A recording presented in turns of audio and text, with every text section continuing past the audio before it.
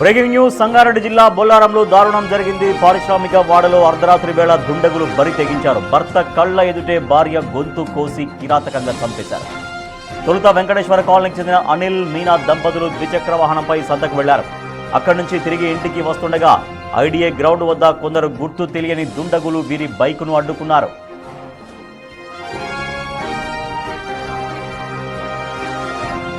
బైకును ఆపిన దుండగులు మీనాతో అసభ్యకరంగా ప్రవర్తించడం మొదలుపెట్టారు. భార్యను కాపాడుకునేందుకు భర్త అనిల్ తీవ్రంగా ప్రయత్నించాడు. దుండగుల్ని అడ్డుకోబోయిన అనిల్పై నిందితులు కత్తులతో విచక్షణ రహితంగా దాడి చేసి తీవ్రంగా గాయపరిచారు. తర్వాత దుండగులు మీనాపై దాడికి తెగబడ్డారు. ఆమె గొంతు కోసి అక్కడికక్కడే దారుణంగా హతమార్చారు. అనంతరం నిందితులు అక్కడి నుంచి పరారయ్యారు.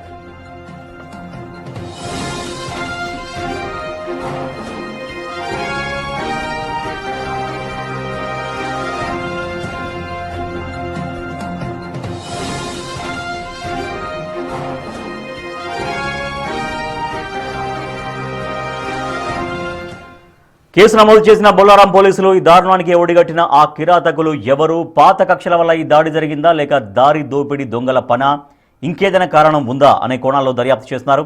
నిందితుల కోసం గాలింపు చర్యలు ముమ్మరం చేశారు. మా ప్రతినిధి సుజాత మరింత సమాచారం అందిస్తారు. సుజాత, చాలా దారుణం జరిగింది. భర్త కళ్ళ ముందే కిరాతకంగా భార్య గొంతు కోసి చంపేశారు. సో అసలు వాళ్ళు ఎక్కడి నుంచి వచ్చారు, ఎలా వెళ్ళారు, ఎక్కడికి వెళ్ళారన్న క్లూస్ లభించాయా ఆ పోలీసులకి ఈ సమయానికి? రాజేష్, నిన్న రాత్రి 9 గంటల ప్రాంతంలో అనిల్ మీనా కుమారితో బండి మీద వెళ్తూ కూరగాయలు కొన్న తర్వాత వెంకటేశ్వర కాలనీకి వెళ్తున్నారు. ఎగ్జాక్ట్గా ఇప్పుడు వెళ్తున్నటువంటి లారీ వెళ్తుంది కదా, సో అదే రూట్లో వెళ్తున్నటువంటి సమయంలో ఇటుగా దుండగులు 8 మంది వచ్చి తన భార్య, అంటే ఆ టైంలో బండి పంచర్ అయ్యింది, ఆగాము, 9 గంటల 35 నిమిషాలకి గుర్తు తెలియని 8 మంది వచ్చారు. నా భార్యని ఇక్కడి నుంచి, అంటే దాదాపు ఒక 500 మీటర్ల ఉంటుంది, అక్కడి నుంచి ఈ నిర్మానుష్య ప్రాంతానికి లాక్కొచ్చారు అని చెప్పేసి భర్త పోలీసులు ఇన్వెస్టిగేషన్ లో చెప్తున్నారు. ఇక్కడికి తీసుకొచ్చిన తర్వాత తన భార్య మీద కత్తితో గొంతు కోసేశారు, తన మీద అసభ్యకరంగా ప్రవర్తించారు తన భార్య మీద అని అనిల్ పోలీసులకు ఫిర్యాదు చేశారు.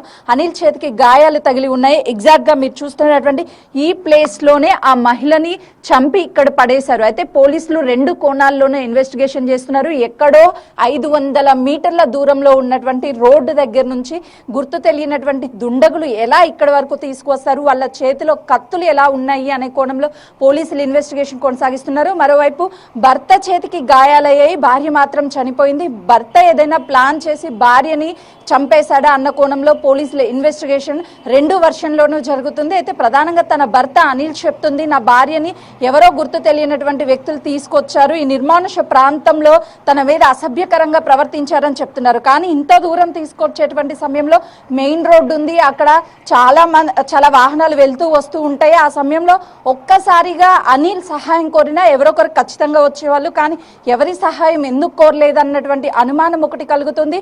ఎట్ ఎ టైము ఇప్పుడు పోలీసులు సస్పెక్టివ్ గా ఉన్న ఇద్దరిని పోలీసులు అదుపులోకి తీసుకొని విచారిస్తున్నారు. వాళ్ళిద్దరూ అనిల్ కుటుంబానికి మీనా కుటుంబానికి తెలిసిన వాళ్ళుగానే పోలీసులు గుర్తించారు. వాళ్ళ దగ్గర మీనా కుటుంబ సభ్యుల ఫోటోలు ఉన్నాయి, రిలేటివ్స్ అవుతారని చెప్తున్నారు. కానీ వాళ్ళిద్దరిని పోలీసులు ఎందుకు అదుపులోకి తీసుకున్నారంటే ప్లాన్ ప్రకారమే ఈ మర్డర్ జరిగినట్లు పోలీసులు భావిస్తున్నారు. లేదా అనిల్ కుమార్ కి ఎవరితైనా సరే కక్షలు ఉండాలి. ఆ సమయంలో ఇక్కడ కాపు కాసి ఒక ప్లాన్ ప్రకారం రెక్కి నిర్వహించి అనిల్ తన భార్య ఎక్కడికి వెళ్తున్నారు ఏంటి అని ప్లాన్ ప్రకారమే మర్డర్ చేసి ఉండొచ్చు అని చెప్పినప్పటికీ మర్డర్ జరిగితే అనిల్ మీద జరగాలి, కానీ మీనా మీద ఎందుకు జరిగింది అన్న కోణంలో కూడా పోలీసులు కేసుని దర్యాప్తు చేస్తున్నారు. ఇప్పటికీ పోలీసు అదుపులో 2 సస్పెక్ట్ని తీసుకొని విచారిస్తున్నారు. వాళ్ళు మాత్రం మాకేం తెలియదు అని మాత్రమే సమాధానం చెప్తున్నారు. కానీ వాళ్ళ దగ్గర కత్తులు ఎలా వచ్చాయని చెప్తున్నారు. అంటే మనం ఒక్కసారి చూడొచ్చు, ఇది క్రికెట్ ఆడేటువంటి స్టేడియము.